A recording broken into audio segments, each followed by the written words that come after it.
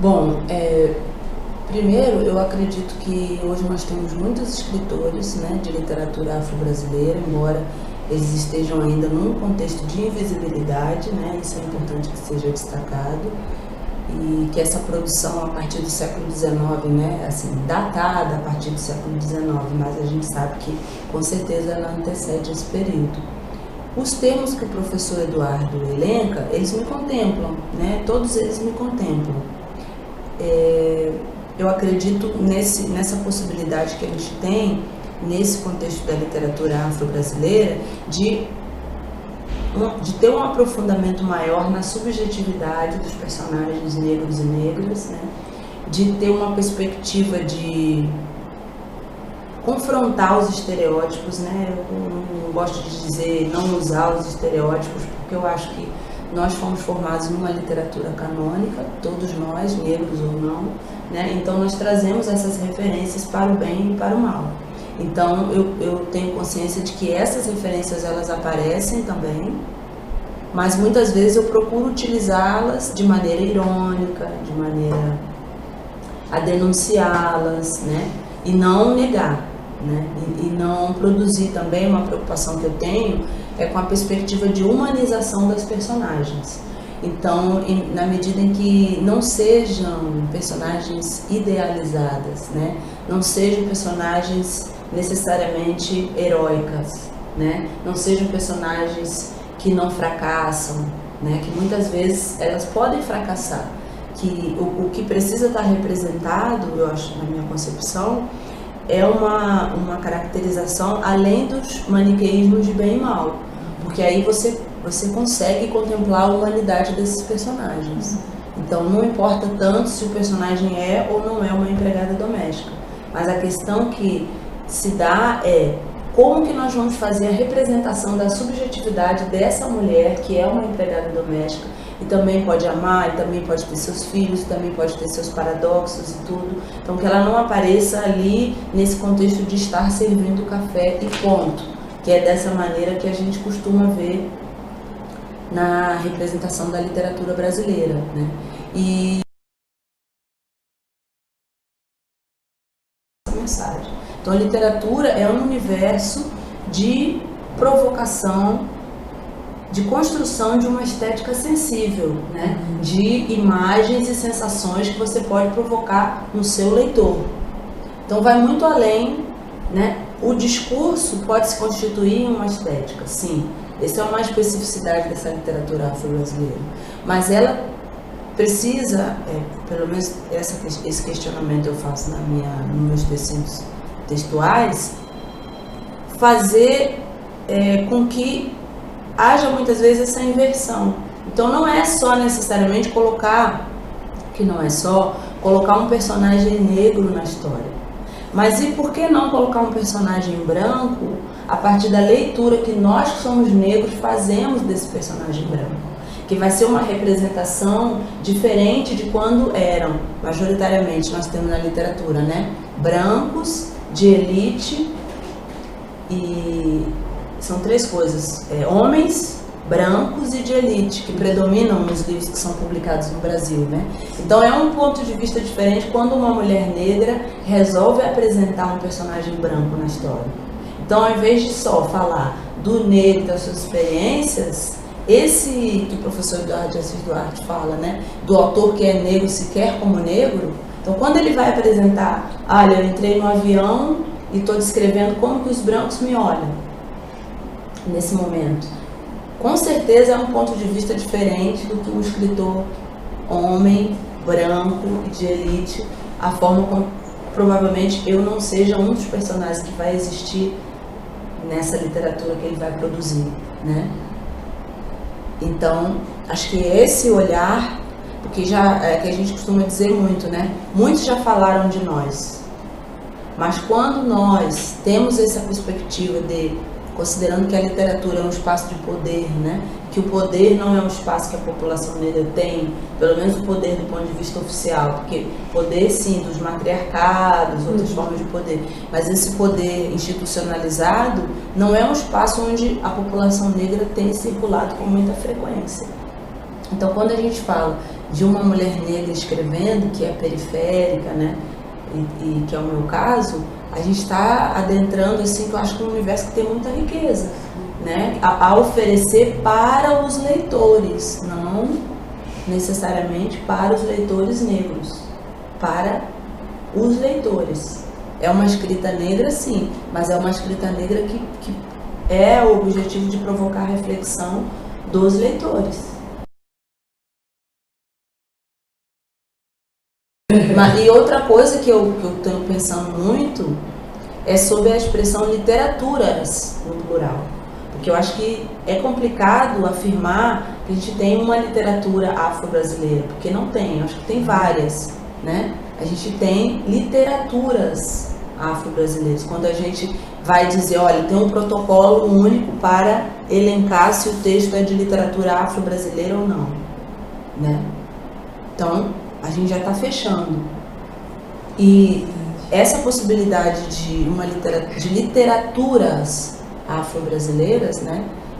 Ainda que exista essa perspectiva do escritor negro que se quer como negro, que se assume como negro, mas quanto maior a riqueza a gente tiver nesse universo temático, né? A gente tem um público infanto-juvenil que ninguém no Brasil, ninguém é terrível, né? Ninguém nunca, jamais, mas assim, a gente encontra poucos exemplos de escritores que estão centrados nesse, né? O que escrever para a galera do hip hop, o que escrever para o nosso público evangélico, como é que nós vamos confrontar esses paradoxos aí que a gente está vivendo, né? E então tem literaturas, possibilidades, né? Que acima de tudo, que nós não sejamos aprisionados em guetos, né? Isso eu acho muito importante, de dizer, olha, Cristiane, você produz uma literatura social. Não, eu não aceito esse rótulo. Eu produzo literatura. Você vai encontrar perspectivas da realidade? Sim, vai encontrar isso e outras coisas mais. Então, na medida em que vai botar assim, lá na livraria, literatura social, aí vai me colocar lá, olha a quantidade de perspectivas de leitores que eu estou deixando de alcançar, né, por causa desse... Então, literaturas negras ou afro-brasileiras, ou, né, o índio, por que some esse índio? Não estou aceitando mais, assim, sumir com esse índio, né, dentro da nossa negritude, porque eu acho que ele é presente, né, essa latinidade, por que não está presente, né? Eu, quando estava na Colômbia, eu pirei, assim, lá na América Latina, e pensando em ser negra, né? Aí fiquei lembrando daquela música do Ney Matogrosso, né? Chorei mentiras e sigo sozinho. Quando falo do meu sangue latino, né? Eu falei, cara, gente, cadê a nossa latinidade? Porque o estadunidense não tem isso, o africano não tem isso, né? Nós temos isso. Então, acho que tem que mais pensar que pode ser uma literatura, que hoje está sendo discutido muito isso, de muito interesse para o mundo, por conta de todas esses matizes que ela contém, né? Esses matizes, imagina, você fala, minha avó era negra e meu avô era índio, então, disso, que riqueza é essa, né, que tem aí? Muito mais pensar nas potencialidades do que nas perspectivas de exclusão, né? A exclusão do modelo canônico europeu, etc. e tal. Mas eu acredito que o modelo canônico europeu também está tentando se reinventar. Porque já, né, já chega um ponto assim de uma certa mesmice, né? Que compõe o mundo de hoje, né? Então há muito interesse por essas margens que sempre tiveram aí, mas que também elas estão revitalizando os centros, né? Estão fazendo sacudir os centros, né? Que eles vão ou se reafirmar da maneira como eles são, ou se reinventar. Mas a gente afeta, né? A gente, de um jeito ou de outro, a gente afeta essas outras produções, né? Que estão aí.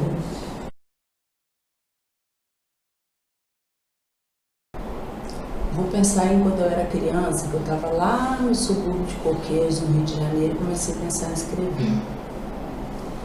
A literatura parte de uma inquietação que eu tinha em relação ao modus operandi do mundo, sabe?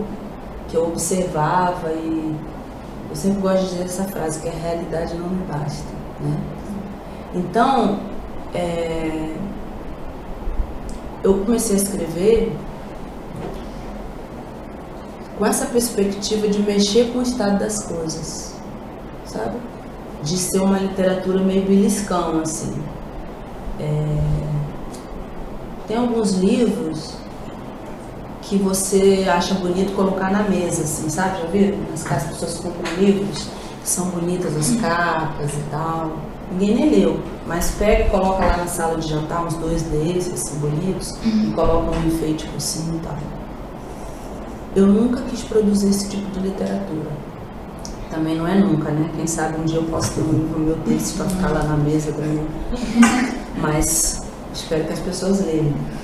Então, é uma preocupação, e quem começou a me dizer isso foi o meu público leitor, que eu recebo muitas cartas, muitos e-mails, muitas mensagens. Gente, agora, esse mês foram uns 4 ou 5 grupos de pesquisa de universidades, principalmente no interior do Brasil, que estão fazendo trabalho de pesquisa sobre minha obra, e que eu falo, gente, eu tenho que olhar no mapa para ver onde é a cidadezinha.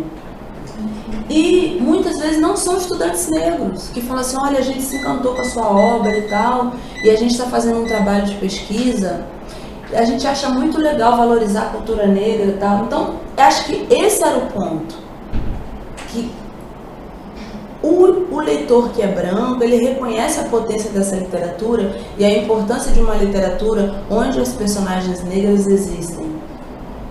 Isso não importa se ele é um leitor, tem focos diferentes. Então, o leitor que é negro, ele fala, eu me sinto representado, né? Eu me sinto representado na sua literatura.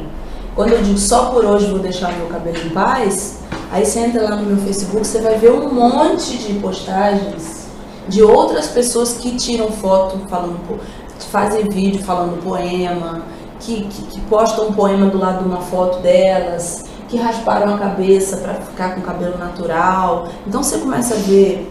E ao mesmo tempo tem mães que são brancas, que me escrevem, que falam, eu tenho uma sobrinha, eu tenho um marido que é negro, eu tenho... Esses dias eu achei tão bonito, me escreveu um senhor dizendo que a esposa é negra e que sempre alisou o cabelo e que agora a esposa resolveu não alisar mais o cabelo e ele respeita, está achando muito bonito, que quer comprar meus livros para oferecer de presente para ela, que ele acha que vai ser uma ajuda, vai ser um empoderamento, né? Então, um leitor branco. Então, eu acho muito importante esse grupo de pesquisa de vocês e não tenho, assim, a menor expectativa de ver, de encontrar. Eu falo, não é possível, né? Grupos de pesquisa só formados por negros. Onde os não negros, porque eu não gosto de falar brancos, porque acho que, né, no Brasil essa expressão não negros acho que abarca mais do que, né, dizer branco, assim, o que é branco, né, dentro dessa perspectiva do Brasil. Mas nós somos negros, nós sabemos o que é ser negro, né, nesse país, assim, nós sabemos, a polícia sabe e tudo. Mas a nossa luta, ela é pelo crescimento e desenvolvimento do nosso país, para um outro dimensionamento da população negra. Tem um momento em que negros são convidados a falar, por isso que se diz que tem a questão da experiência, que não tem como uma pessoa que não é negra, né, falar, ter voz assim para dizer, olha, eu já sofri racismo e tal, mas tem um momento em que nós temos que caminhar juntos para poder transformar essas situações das quais o negro, a negra está trazendo o relato. Nós vamos ter que resolver esse problema juntos. É um problema que está demorando muito tempo a ser resolvido, o racismo, né? E agora as pessoas estão dizendo, o racismo está aflorando e tal. E com certeza está. Porque quando foi implementado o mito da democracia racial, a gente criou a ilusão de que não tinha, né? Foi criada essa ilusão de que não tinha racismo no Brasil. E isso durou um tempo muito longo. Então não foi resolvida, a coisa foi para debaixo do tapete, mas naturalmente chega um momento em que se torna insustentável. E é isso que nós estamos vivendo, né? Essa discussão com a questão das cotas, né? Todo esse alargamento dos espaços onde a população negra está entrando e tem a reação, porque nós somos um dos países com maior concentração de renda do mundo, né? Então quem que vai querer abrir mão do seu latifúndio, Então a inclusão da população negra, ela causa perdas para um grupo, eu não vejo como perdas, mas dentro desse dia do capitalismo são perdas, né? Para um grupo que nunca quis abrir mão dos espaços de poder.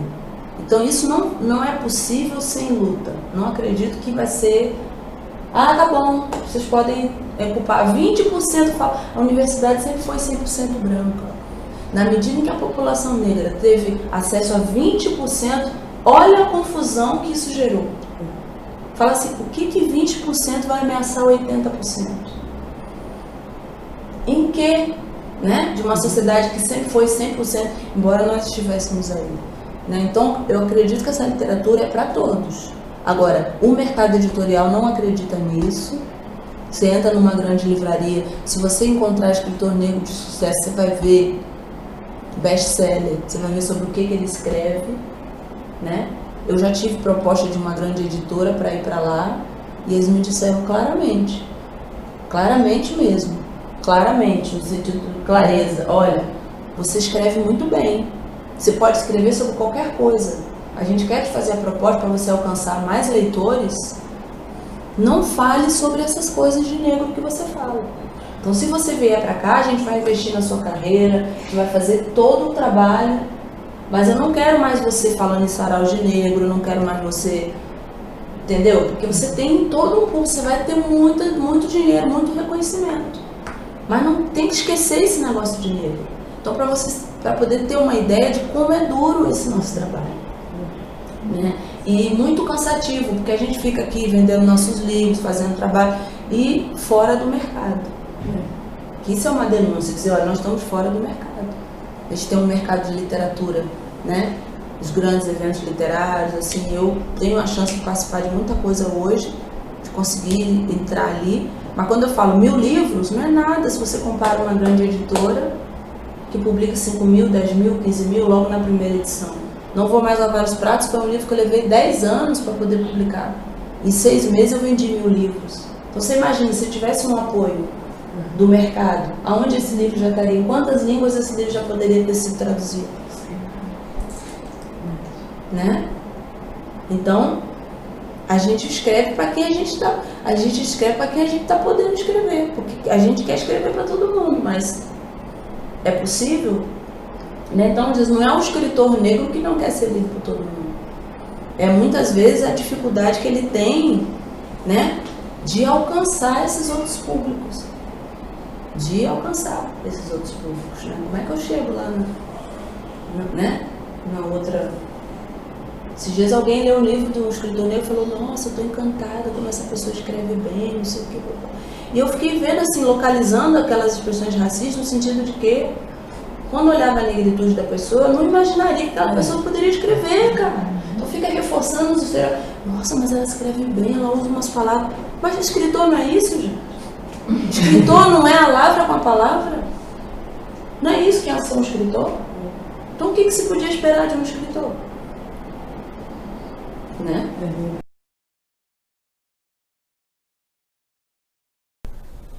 Eu fui enxergando ela cada vez mais com o passar do tempo, sabe? Eu acho que quando eu escrevi eu não tinha a dimensão da quantidade de acessos que eu tinha ali naquele texto, assim. É bom que a gente não tenha, né, a dimensão das coisas. É importante não ter, porque senão você fica mal. Mas eu fui vendo ali, e todas as mulheres, todas as classes sociais, elas se reconhecem naquele texto. Como é universal, né? Alguns até dizem, esse texto não é literatura afro-brasileira. Eu achei fantástico quando alguém fez essa crítica. Eu falei, vamos conversar. Né? Adoro essas críticas. E de como aquela mulher, ela se refaz, né? A partir daquele... eu acho uma coisa fantástica. No teatro me ensinou muita coisa para a literatura, que eu trago para a literatura. Que um personagem bem constituído, ele não pode começar e terminar o texto do mesmo jeito. Ele tem que passar por uma transformação, e que o público vive essa transformação como possibilidade da sua própria transformação, né? Então, a mulher que a gente vê ali no início, quando ela diz, não vou mais lavar os pratos, nem vou limpar a sujeira dos móveis, sinto muito, comecei a ler, é quando você chega lá no fim, que ela está falando, quero travessas de prata, joias de luxo, né? Joias de ouro legítimas, está decretada a lei áurea. Então, assim, é uma mulher que rompe, no decorrer do texto, é uma ruptura geracional, sabe? É uma ruptura muito grande em todos os aspectos, né? Da sua subjetividade, porque a mulher que está abrindo mão, as pessoas entendem. Eu já fui muito agredida por causa desse texto. uma moça me disse, você não pode escrever esse texto porque uma mulher negra não tem direito de dizer que não vai lavar mais os pratos, né? E que é um absurdo uma mulher negra. Então, eu acho que esse absurdo, esse lugar de insubmissão, que eu acho importante na literatura negra, né? De você passa por alguns lugares de exclusão, mas você não permanece neles. Você tem uma voz de quem consegue romper essas estruturas, né? Então, acho que tem essa dimensão no texto, né? De mudança do estado das coisas. Essa desalfabetização, né? Que eu falo, desalfabetizou, né? E ao mesmo tempo, quer dizer, você vê uma mulher de elite que enfrenta esses mesmos dilemas, de ser oprimida por um marido, por um companheiro, então ele não fica a falar, mas é a literatura social. Eu falo, gente, não fica nisso, porque qualquer mulher que estiver lendo aquele texto, ela vai encontrar em algum momento, pela nossa constituição como mulheres dentro de uma sociedade machista, né? Mas eu te digo que quando eu escrevi aquele texto, eu não tinha todas essas respostas em relação ao que eu acho muito, muito importante entregar o texto para o leitor, né? Sem envelope de significados, assim, que a pessoa que vai ler, ela vai se deparar com aquele texto e vai fazer suas próprias. E em muitos momentos eu li esse texto como remédio.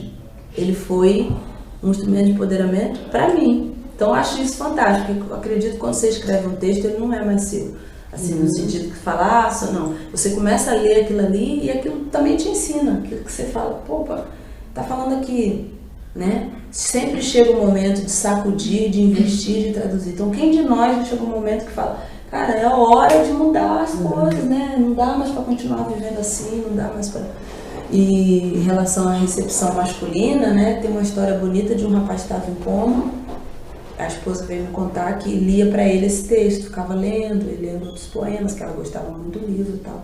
E depois ele melhorou e tudo, então ela veio me agradecer, falou, olha, você não imagina, tal. O empoderamento que eu tive por ser uma mulher que estava cuidadora, né, que estava ali cuidando do seu homem e tal, e o reconhecimento que ele teve depois, né, do texto, de quando ele começou a melhorar, pedir, lê aquele, que as pessoas entendem como assim, um livro que é... Por isso eu sou amante de Bertolt Brecht, porque eu acredito no texto de Brecht, alemão, né? A gente fala, mas o que tem a ver com literatura negra? Mas essa dimensão de libertação do homem, ele inclusive era médico, né, de formação, ela é muito forte na obra dele. Então, eu acho que a população negra tem muito a ensinar para a humanidade. Porque se a gente parar para pensar em como nós temos sido tratados e de que maneira nós estamos sempre tratando, fomos nós que cuidamos dos filhos, fomos nós que cuidamos das casas, fomos nós que aceitamos os lugares de submissão, né? Então é uma resposta muito bonita em relação à forma como não houve essa vingança que os não negros tanto temiam, né? De que quando nós estivéssemos nos espaços de poder, lógico, tem as exceções, né? Mas existe uma generosidade assim no povo negro, né? Que essa é uma característica marcante do brasileiro, nesse sentido assim de olha, você me maltratou, né? Quando a gente fala do preto velho e da preta velha, é isso, né? Tem toda uma mensagem de amor, tem toda uma mensagem de acolhimento em resposta às próprias torturas sofridas, às próprias, né? E vem muita tradição, né, da ancestralidade africana que nos ensina isso. Exatamente. Que não é com... Você vai ler esses autores africanos que falam da tradição, eles vão ensinar com mensagens belíssimas, né? Tem aquela da aldeia que fala, quando a pessoa faz uma coisa errada na aldeia, que eles fazem uma roda e colocam a pessoa no centro e começa a falar todas as coisas boas que aquela pessoa já fez. Então, que é uma forma de recordar o espírito. Então, vê que coisa bonita, né? Ao invés de botar a pessoa no centro, como a gente está vendo agora, e linchar, né? Fazer, matar, não, bandido merece morrer, né? Então, tem toda essa mensagem que é o que eu sou apaixonada por Brecht, quando ele fala na fé no homem, né? Assim, de ter essa fé no homem com todas as suas contradições, né? Então, Não Vou Mais, para mim, é um texto de uma estatura que eu escrevi, mas bom, a gente escreve o que é, a gente é o que escreve, né? Não tem como fugir disso. Porém, eu gosto de refletir, cada vez tomar mais cuidado, porque tem uma coisa assim que tem a ver com a psicologia, né? Quando fala que a gente tem que abandonar o passado, né? Que a gente tem que fazer uma certa ruptura, porque senão a gente não avança para outros contextos, para outros, né? Então eu fico pensando assim, de tomar um cuidado, porque com essa questão das pessoas acreditarem que a gente está escrevendo sempre a nossa história, a gente não tem muitas vezes a legitimidade para dizer que é escritor. Porque eles acreditam que, né, você só consegue escrever sobre aquilo que você viveu. Então, isso não te dá uma... E também é uma prisão isso. Porque esse universo que eu falei para vocês de quando eu era criança, os cenários que eu imaginava eram outros completamente diferentes do que eu vivia. E a primeira palavra que eu penso quando eu penso em escritor, escritora, eu penso em inventor, inventora. Então, a gente parte da nossa realidade, mas eu sempre gostei muito de brincar de quebra-cabeça, né? Então eu gosto de pensar na literatura como um quebra-cabeça. Que sentido? As peças eu conheço. Pode até ser peças que têm a ver com o meu repertório de vida, ou não, ou de outras pessoas. Agora, a maneira como eu vou montar, pode ser até mais o Lego do que o quebra-cabeça, né? Quando eu resolvo montar essas peças, e isso para mim é o grande jogo da literatura, aí eu tenho a possibilidade de construir outros cenários. Então a mulher que está aqui no Não Vou Mais Lavar os Pratos, que não está aqui, que está aqui no Tapete Voador, é uma mulher que alcança muitas coisas que a Cristiane não alcança. E isso é o universo da ficção, né? Isso tem que ter no universo da ficção. Porque tem um universo místico, esse universo sexual, o universo sensual e outras coisas mais, que está aqui, que tem a ver com essa combinação dos legos, com essas... Né? Então tem as nossas memórias, tem muito orgulho delas, inclusive, né? Para poder fazer essas combinações. Mas ontem eu estava pensando assim, falei, gente, como eu sou adotada, não conheci minha mãe, né? Aí eu fiquei pensando assim, cada hora eu invento uma história de como eu fui, de como eu nasci, né? E como isso é fantástico, porque eu penso assim, como ninguém nunca me contou a história, eu me dou o direito de inventar todas que eu quiser. Sabe? Então acho que é muito nesse sentido. Se quiser inventar um dia, eu sei uma história, né? Mas além dessa história, como eu não conheci minha mãe, como eu não tive a oportunidade, eu me permito, em vez de pensar nisso somente como uma coisa triste, que vai marcar, né, a minha trajetória como uma coisa de poxa, não, eu penso nas possibilidades, né? Esses dias eu escrevi um texto que eu falo de Exu e que eu falo justamente assim do lugar da rua, que é um lugar do abandono e tal, mas que eu estou caindo exatamente no domínio de Exu, né? Que aí eu venho resgatar toda uma outra concepção que não é a de pobreza, que é assim, quando eu caí, que o Exu já estava comigo, foi ele que me levou, foram as pombagiras, e me mostrando assim, me apresentando, eu não, mas a personagem que está lá,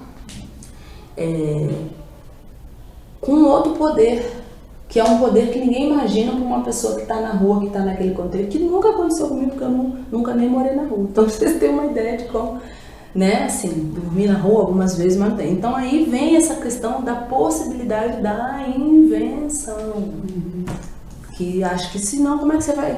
Então, como é que eu vou passar a vida toda escrevendo, que eu pretendo, se eu vou ficar contando só a minha história? Até quando isso vai durar?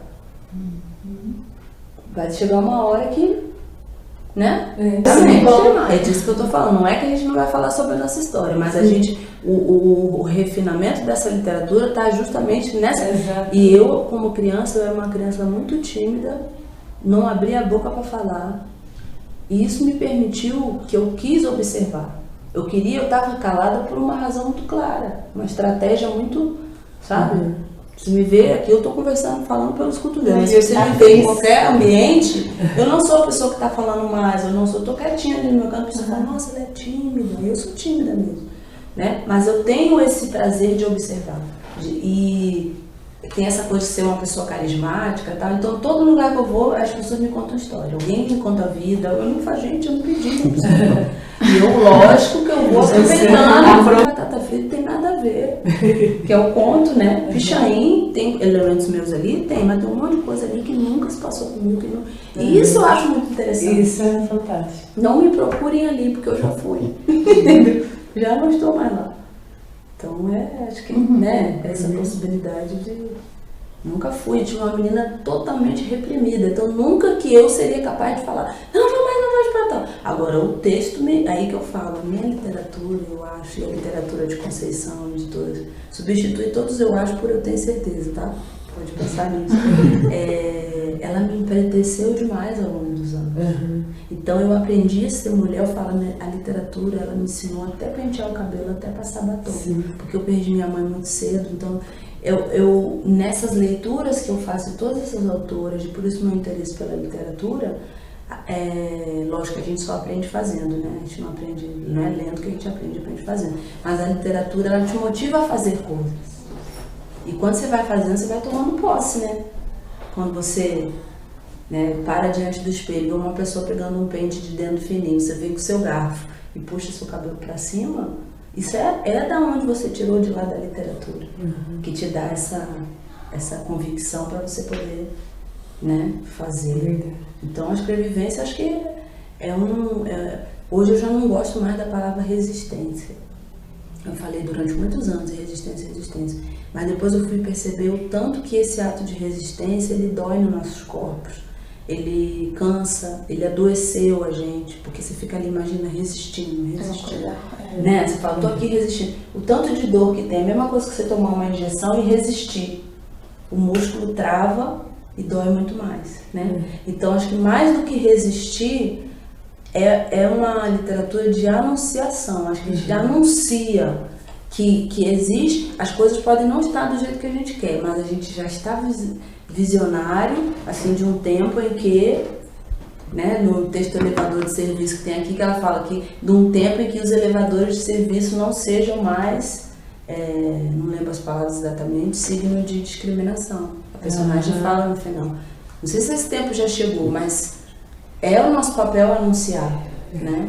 Anunciar que nós somos amadas, que nós temos tudo, que nós, né, principalmente temos saúde mental, que é um tema que me preocupa bastante atualmente, assim, de como é que está a cabeça das pessoas, né? Chegou o empoderamento econômico, mas essa parte da saúde mental, ela ficou muito, muito sacrificada, né?